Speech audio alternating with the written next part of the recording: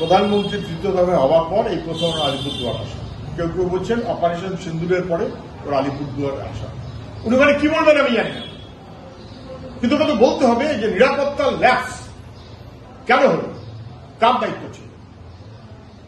বাকি অ্যাকশন বোঝা গেল, কিন্তু কার দায়িত্ব ছিল, কেন বৈশাখে নিরাপত্তা রক্ষীরা ছিল না, কেন এতদিন পর 1 মাস হয়ে গেছে 6 জন জঙ্গি তাদের আজও পর্যন্ত খুঁজে বার করা গেল না, বার করতে পারলেন না।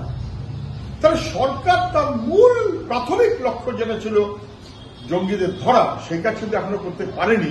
কৈফিয়ত প্রধানমন্ত্রীর আগামীকাল দেওয়া উচিত।